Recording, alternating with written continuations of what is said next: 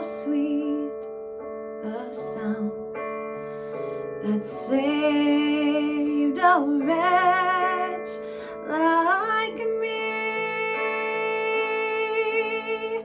I once was lost, but now am found. Was blind, but now I see.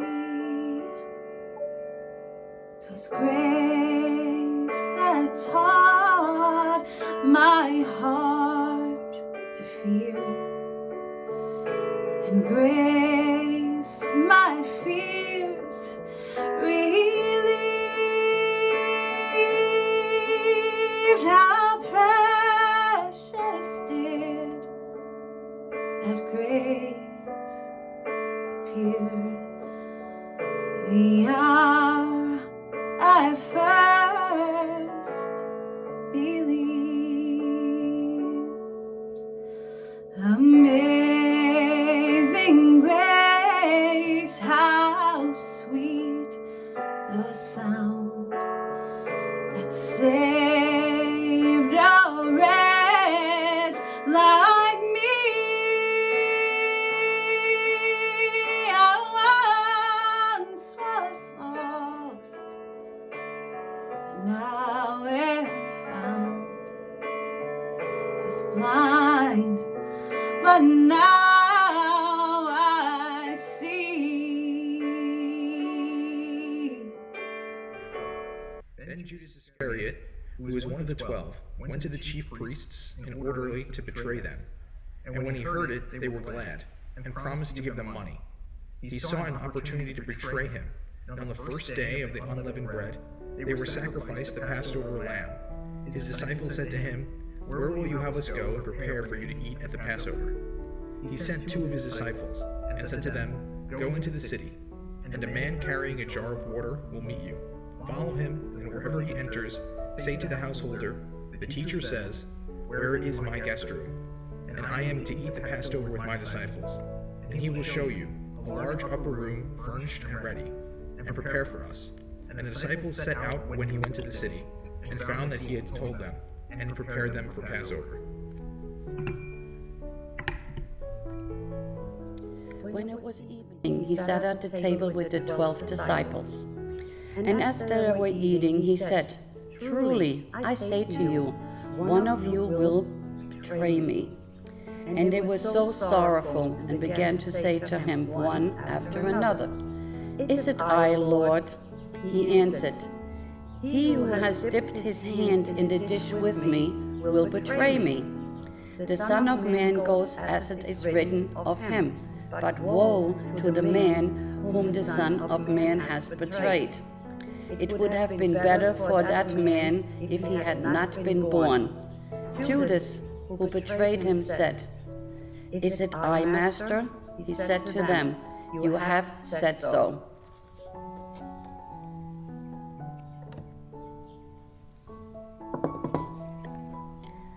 I really wasn't sure if I could go through with it. It's true that I went to the chief priests to turn in Jesus. I wasn't sure I could do it. That's why I asked, "Is it I, Master?" Jesus was so sure all the time, so certain he knew what was going to happen. I really think that his response in front of the others was the final straw. It was like he wanted me to turn him over. He wants me to, and I also felt compelled by some outside force to do it. Unfortunately, I could not rid myself of the guilt, but I could not live with what I had done. I really thought, in the end, Jesus would just call down the armies of heaven and strike all the Romans down. I was trying to force his hand. No one ever imagined he would die for us.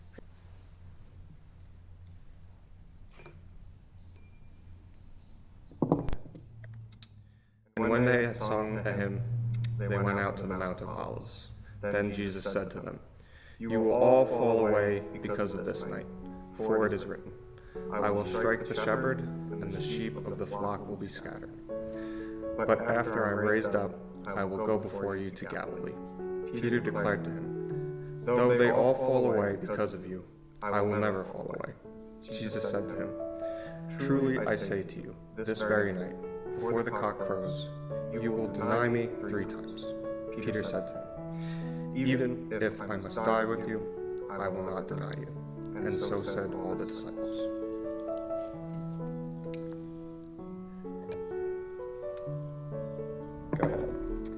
He came out and went, as was his custom, to the Mount of Olives, and the disciples followed him. And when he came to the place, he said to them, Pray that you may not enter into temptation. And he withdrew from them about a stone's throw, and knelt down and prayed, Father, if thou art willing, remove this cup from me. Nevertheless, not my will, but thine be done. And there appeared to him an angel from heaven, strengthening him. And being in agony, he prayed more earnestly, and his sweat became like great drops of blood falling down upon the ground. And he went to a place which was called Gethsemane, and he said to his disciples, Sit here while I pray. And he took with him Peter and James and John, and began to be greatly distressed and troubled. And he said to them, My soul is very sorrowful, even to death. Remain here and watch. And going a little farther, he fell on the ground, and prayed that, if it were possible, the hour might pass from him. And he said, Abba, Father, all things are possible to thee. Remove this cup from me. Yet not what I will, but what thou wilt. He came and found them sleeping, and he said to Peter, Simon, are you asleep? Could you not watch 1 hour? Watch and pray that you may not enter into temptation. The spirit indeed is willing, but the flesh is weak. And again he went away and prayed, saying the same words. And again he came and found them sleeping, for their eyes were very heavy, and they did not know what to answer him.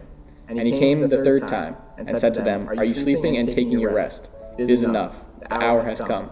The Son of Man is betrayed into the hands of sinners.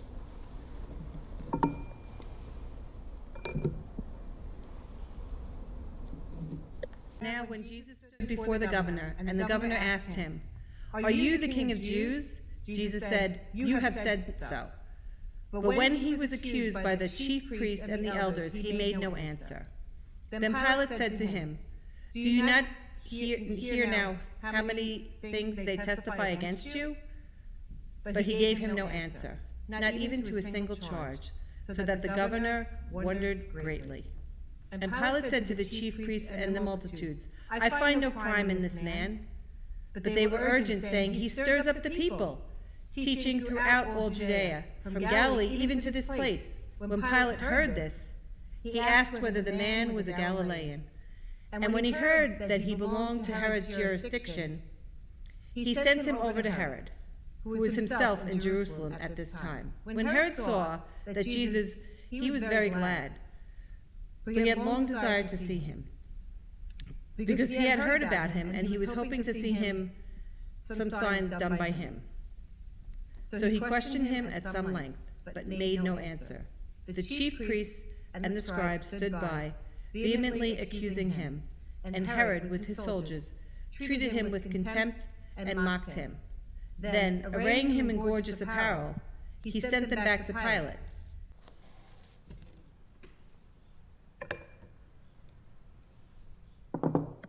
I thought Jesus was only kidding me about denying him.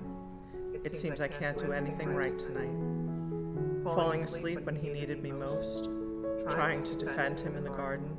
Then he says, Put the sword away. He who lives by the sword will die by it. I felt so helpless, as did all the other disciples. I thought I would go to the courtyard outside the prison. I didn't know what I could do, but if he needed me, I would be there. Then I denied him. I don't know why. I was so afraid that I actually said, I don't know the man. Not once, but 3 times. Forgive me, Lord.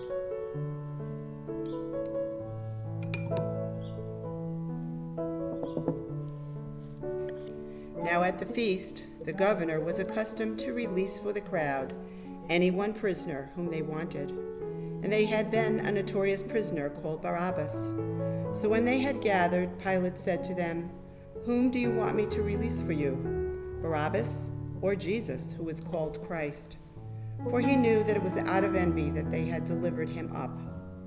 Besides, while he was sitting on the judgment seat, his wife sent sent word to him, "Have nothing to do with him, that righteous man, for I have suffered much over him today in a dream." Now the chief priests and the elders persuaded the people to ask for Barabbas and destroy Jesus. The governor again said to them, "Which of the two do you want me to release to you?" And they said, "Barabbas." Pilate said to them, "Then what shall I do with this Jesus who they have called Christ?" They all said, "Let him be the crucified."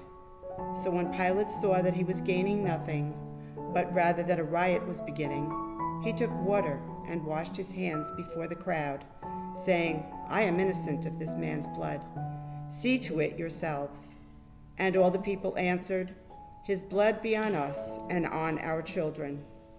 Then he released for them Barabbas, and having scourged Jesus, delivered him to be crucified. Then the soldiers of the governor took Jesus into the praetorium.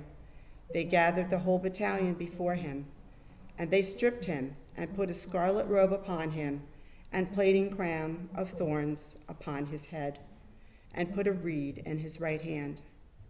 And kneeling before him, they mocked him, saying, "Hail, King of the Jews!" And they spat upon him, and took the reed, and struck him on the head.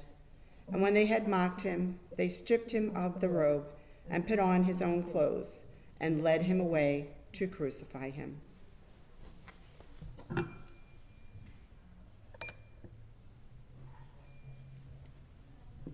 What could I do? I knew he was innocent. I tried everything I could. I sent him to Herod. He sent him back. I asked him to defend himself. He stood speechless. The priests have been hounding me day and night to kill this Jesus. I was sure that the people would choose Jesus over Barabbas. They didn't. It almost seems that this man was born to die. Every time he could be saved, it was suddenly went the other way. Even my wife warned me to stay away from condemning this man.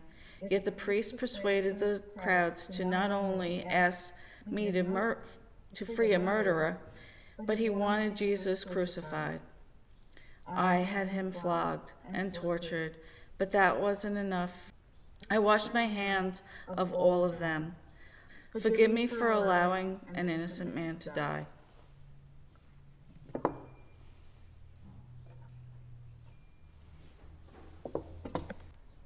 As they went out, they came upon a man of Cyrene, Simon by name. This man compelled him to carry his cross. And when they came to a place called Golgotha, which means the place of the skull, they offered him wine to drink, mingled with gall. But when he tasted it, he would not drink it. And when they crucified him, they divided his garments among them by casting lots. And then they sat down and kept watch over him over there. And over his head they put him in charge against him, which read, "This Jesus is the King of the Jews."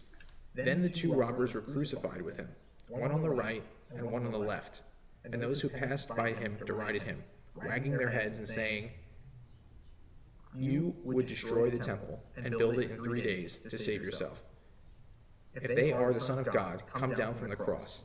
So also the chief priests, with the scribes and the elders, mocked him, saying, "He saved the others. He cannot save himself.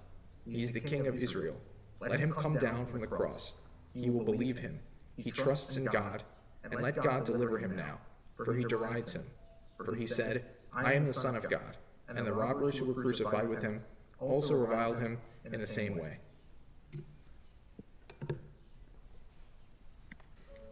I was guilty, so was my friend on the other cross. But we both knew this Jesus was not. I had heard him speak and seen him a few times. He only talked of love and peace. He was innocent.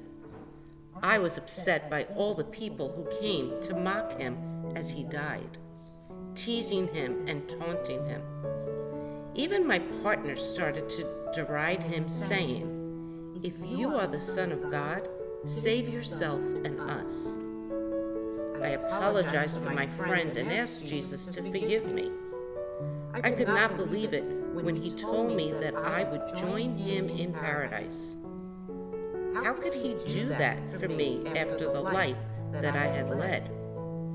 Was my belief in him enough to let him love me through all my faults? Thank you, Lord, for forgiving me.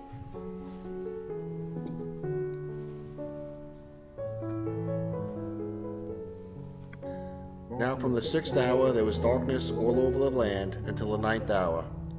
And about the 9th hour Jesus cried with a loud voice, Eli, Eli, lama sabachthani?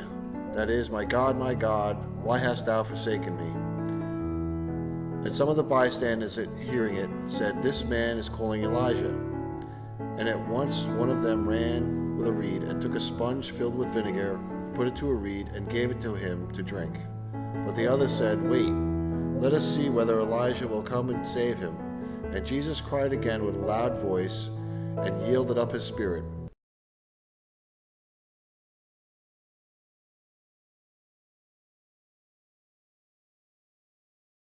And behold, the curtain of the temple was torn in two from top to bottom, and the earth shook, and the rocks were split. The tombs were also opened, and many bodies of the saints who had fallen asleep were raised. And coming out of the tombs after his resurrection, they went into the holy city and appeared to many. When the centurion and those who were with him, keeping watch over Jesus, saw the earthquake and what had taken place, they were filled with awe and said, Truly, this was the Son of God. There were also many women there, looking on from afar, who had followed Jesus from Galilee, ministering to him, among whom were Mary Magdalene, and Mary the mother of James and Joseph, and the mother of the sons of Zebedee. When it was evening, there came a rich man from Arimathea, named Joseph, who was also a disciple of Jesus. He went to Pilate and asked for the body of Jesus. Then Pilate ordered it to be given to him, and Joseph took the body and wrapped it in a clean linen shroud and laid it in his own new tomb, which he had hewn into a rock. And he rolled a great stone to the door of the tomb and departed. Mary Magdalene and the other Mary were there, sitting opposite the sepulchre.